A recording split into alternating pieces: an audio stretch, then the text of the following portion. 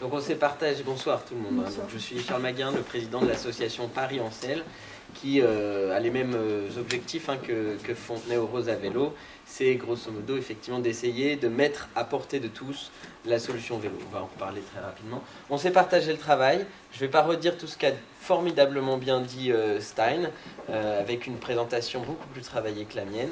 Je vais vous parler d'un sujet plus précis qui concerne plus directement Châtillon, à savoir Vélib et son parallèle, les flottes de vélos en libre service sans borne.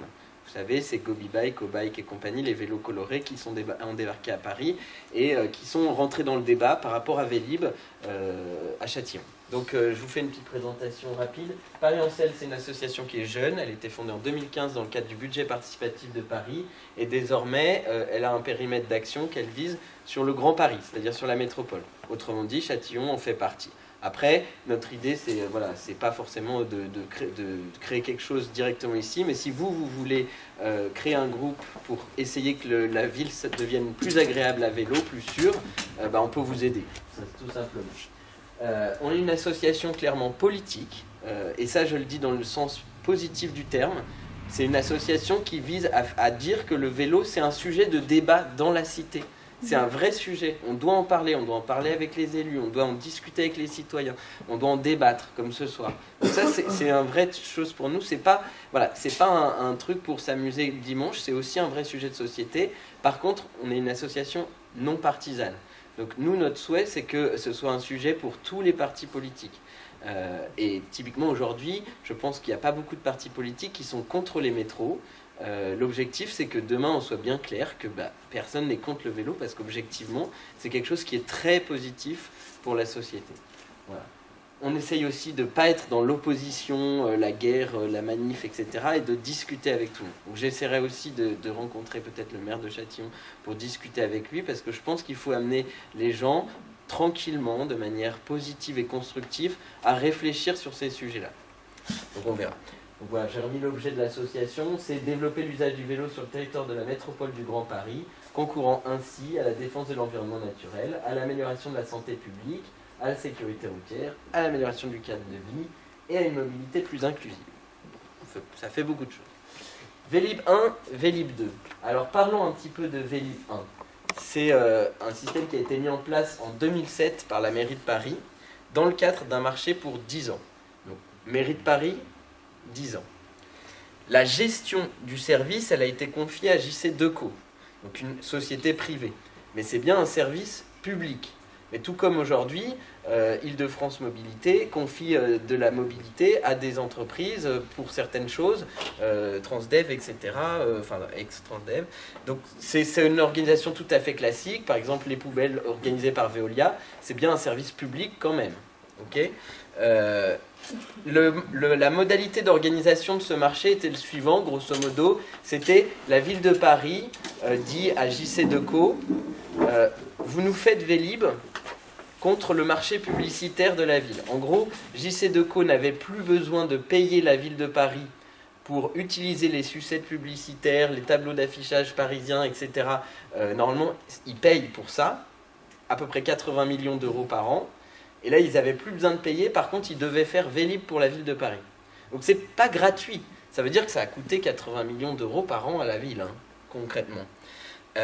En 2009, le service a été étendu à la proche banlieue, aux frais de la mairie de Paris, grosso modo. C'est-à-dire sur 1 km en pourtour de Paris. C'est pour ça qu'il y avait une station Vélib à côté, à Montrouge, auprès du métro. D'accord ? Il y avait 17 000 vélos, à peu près 300 000 abonnés et près de 85 000 déplacements par jour. On est dans quelque chose qui est assez massif quand même. On n'est pas dans un phénomène marginal. Beaucoup de gens utilisent ce système pour se déplacer.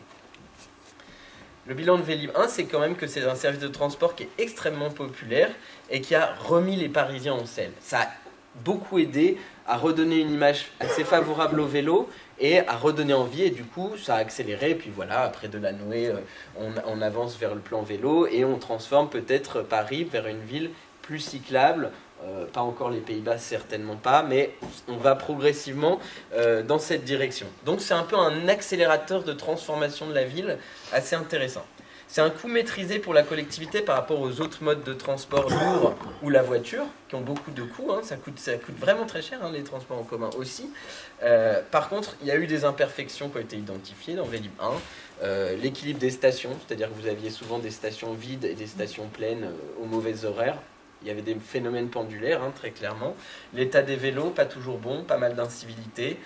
Donc il y avait des limites. Mais globalement, les gens, quand ils l'essayaient, ils l'ont adopté. Et c'est pour ça que le service s'est beaucoup développé. Vélib 2. Alors Vélib 2, voilà, ça commence en 2017. Parce que 2007, c'était la première année. J'ai dit 10 ans. À 10 ans plus tard, Vélib 1 se termine.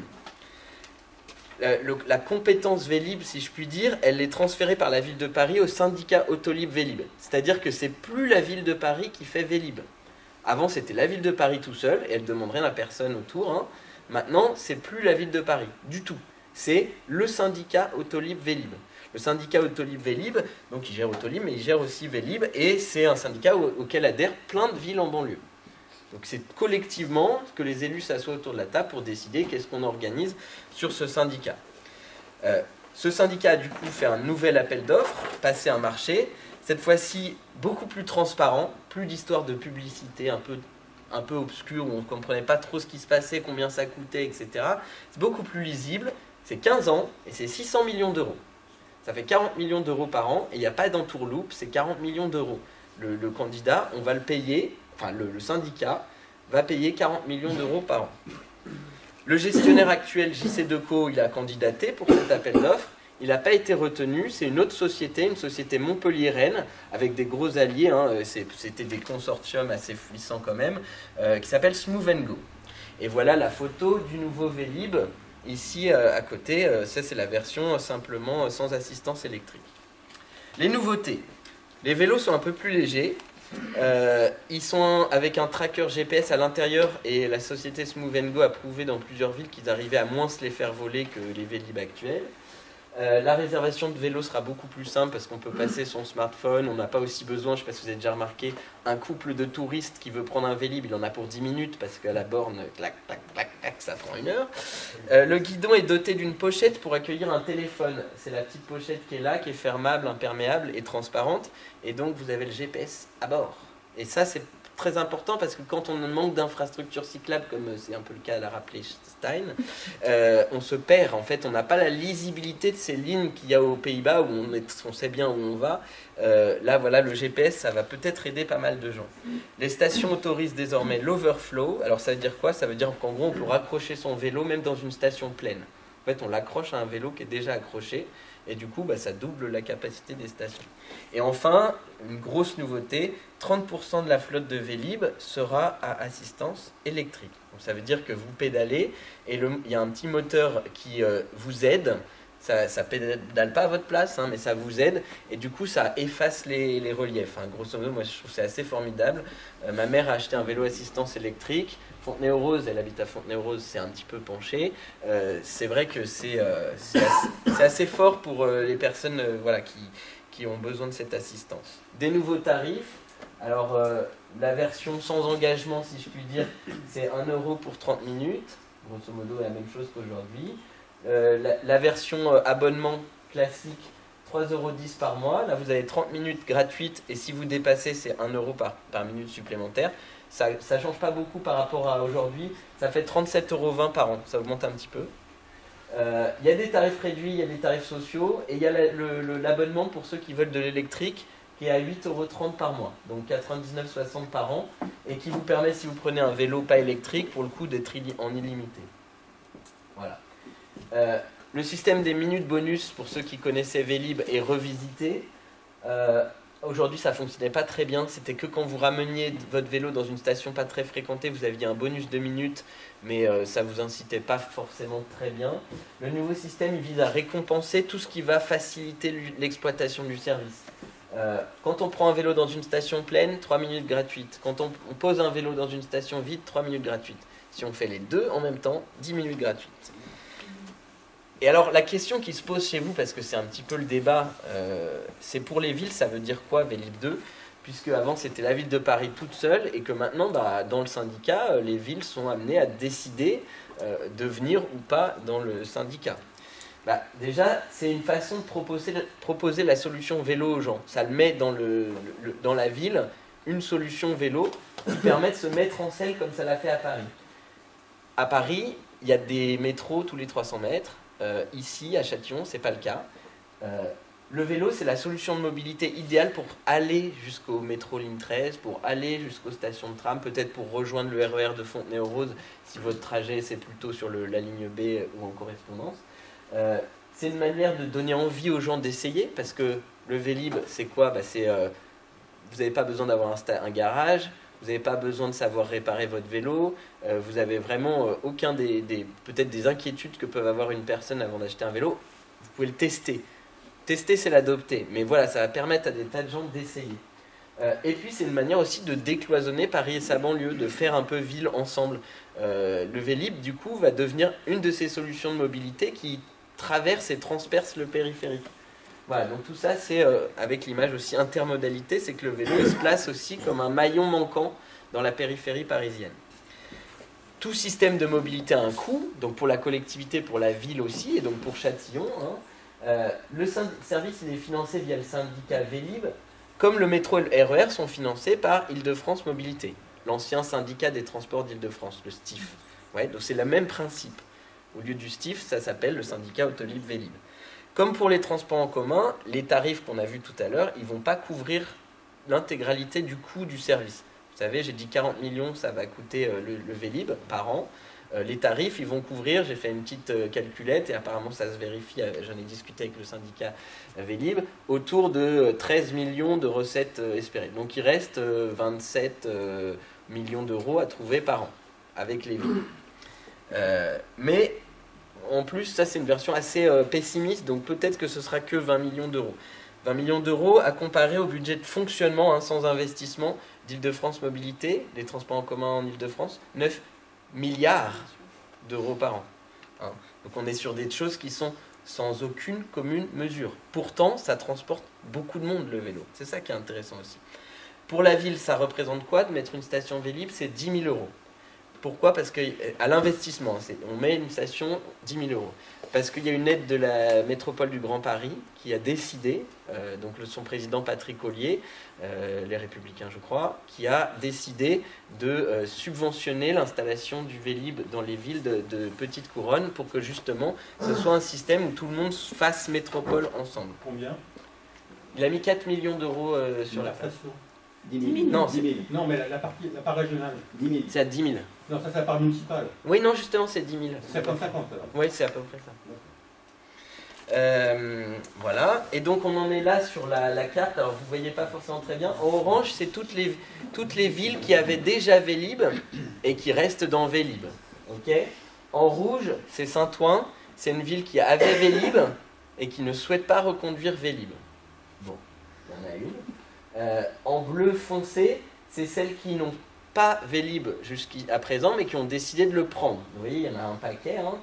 Celle-là, Clamart, Meudon, Fontenay-aux-Roses, Sceaux, Bourg-la-Reine, Cachan, Bagneux. C'est quoi la table blanche, ça Ah, d'accord. Châtillon. Donc ça fait un trou, effectivement. Vous voyez qu'ici, il y a un trou proche dans les villes très proches de Paris. C'est un des rares trous qu'il y a. Il y a un autre trou ici, c'est Villeneuve-la-Garenne, je crois. Donc il y en a très peu en fait qui n'ont pas pris Vélib. Châtillon en fait partie. Alors moi je pense qu'il faut rassurer Monsieur le maire. J'ai pris un extrait de ce que j'ai lu dans Le Parisien. Et Monsieur Chostek disait, donc du coup, enfin moi je voudrais discuter avec lui. Il nous dit c'est très cher et il n'y a aucune garantie que le prix n'évolue pas. Et donc là, ce que je voudrais lui dire pour le rassurer, et du coup, c'est peut-être vous qui allez lui passer le message si vous créez effectivement un groupe comme le suggérait Stein, c'est qu'en fait, c'est quand même 2 fois moins cher qu'avant pour plus de services. Et le marché, il est borné, c'est-à-dire que c'est 600 millions d'euros, 15 ans, il n'y a pas de dérapage possible comme sur Autolib. Le marché Autolib, il était construit différemment. En gros, selon les recettes que c'est le prestataire, la collectivité devait financer la différence. Là, c'est pas du tout ça. S'il y a plus de recettes, les villes auront encore moins à payer. Mais ça coûtera jamais plus que 600 millions d'euros. Donc ça se joue sur un risque de 20 millions d'euros à partager entre 70 communes. Bon, c'est pas énorme. Et ce que dit aussi du coup le maire, c'est que ce serait quelque chose qui est pour le plaisir de Madame Hidalgo et que ça servirait sa clientèle. Alors, en fait, moi j'ai vu les Républicains du Conseil de Paris il y a 2 jours et eux, ils étaient très contrariés que le plan vélo n'avance pas. La ville de Bordeaux, son maire, c'est Alain Juppé. C'est la 3e ville la plus cyclable de France. À Londres, le plan vélo et les Boris Bikes, c'est le Vélib londonien, ça a été mis en place par Boris Johnson. Boris Johnson, c'est le leader qui a fait sortir la Grande-Bretagne de l'Europe. C'est un leader de droite conservatrice. C'est pas une histoire de droite et de gauche, Stein l'a bien dit. Aujourd'hui, des villes performantes, c'est des villes qui s'intéressent à toutes les mobilités. Il n'y a pas d'histoire de droite ou de gauche sur ça, c'est pas une histoire de clientèle. Et moi, je vous assure que quand je regarde mes adhérents, j'ai des adhérents qui viennent de tous les bords. De tous les bords. Voilà. Donc c'est comme le métro, il faut voir que demain, ça va être tout à fait normal d'avoir du vélo, du Vélib dans sa ville et que tout le monde sera d'accord pour dire que c'est bien. Donc rassurons-nous, c'est pas du tout quelque chose qui fera voter les Châtillonnais pour Anne Hidalgo ou quoi, c'est quelque chose qui servira pour le bien commun. Gobi Bike et compagnie, est-ce que Vélib est dépassé? J'en parlais en introduction, il y a ces nouveaux systèmes de vélos où il n'y a pas de bornes fixées dans l'espace public. Vous savez, c'est des sociétés privées qui les mettent. Et du coup, la question, monsieur le maire disait, c'est plus la peine de faire Vélib, ça nous coûte de l'argent, alors que les sociétés privées vont s'en charger de manière gratuite. Alors, ce qui se passe en ce moment à Paris, c'est qu'il y a cette nouvelle offre. Ils profitent de la période de transition actuelle de Vélib où on est en train de changer de marché, où il y a plein de stations qui ne marchent pas, et c'est un peu l'équivalent des grands travaux du RER l'été. C'est la paralysie, ça ne marche plus, sauf que voilà, finalement, il y a quand même beaucoup de monde qui s'en servait. On s'en est rendu compte à cette occasion-là que, mine de rien, c'était un vrai service de transport, et du coup, elles sont malignes, hein, ces boîtes. Elles se sont lancées à ce moment-là, au moment où le système historique était le plus faible. Très bien, du coup, ça aide vraiment, et je le dis très clairement parce qu'on a des adhérents que ça aide, à passer le cap difficile. C'est-à-dire que ces vélos-là, ils viennent un peu en remplacement du Vélib pendant que ça ne marche pas, quoi. Le principe, il n'y a pas de station, on débloque le vélo avec son téléphone. On retrouve sur la carte où est-ce qu'il est, on y va, on scanne et on débloque. C'est 100% privé. Donc c'est financé intégralement par vous, par les usagers, contrairement à Vélib où il y a le contribuable qui participe, et par l'utilisation de vos données privées. Pour garder les contrats de données de ces entreprises, ils sont pour le moins très discrets, voire totalement laxistes, sur ce qu'ils vont faire de vos données. Donc il semblerait que ce soit une des parties des modalités de financement de ces entreprises. Le tarif, il est en général autour de 50 centimes pour 30 minutes. Ça, c'est le tarif de Gobi Bike. Et donc, si on calcule par rapport à tout à l'heure, si je le prends matin et soir pour aller au travail, ça fait 1 euro par jour. S'il y a 20 jours de travail par mois, ça fait 20 euros par mois. Si je reprends le tarif du Vélib, c'est 4 euros par mois. D'accord ? Donc, c'est 5 fois plus cher. Donc, tout ce que la collectivité ne met pas, c'est l'usager qui doit le payer, du coup. Ça, c'est une première chose. Pourquoi ça ne remplace pas Vélib ? Voilà, donc du coup c'est 5 fois plus cher et surtout c'est sans compter si en plus le week-end vous vouliez aller voir votre grand-mère ou votre petite amie ou ceci, cela. Les vélos ils sont assez souvent d'assez piètre qualité sur les équipements, notamment éclairage, garde-boue si vous voulez être bien protégé de la pluie parce que vous roulez en costume. Le Vélib est un peu mieux équipé et une seule vitesse par exemple pour les Gobi Bike, alors ça vous fait mouliner et pour peu qu'il y ait un peu de relief, ça devient effectivement un peu compliqué. Et puis, comme c'est une société privée et pas un service public, ils arrêtent du jour au lendemain, s'ils ont envie. C'est ce qui se passe à Lille. Lille, c'est la première ville où Gobi Bike s'est lancé. Et ils ont eu tellement de vandalisme qu'ils se disent on arrête.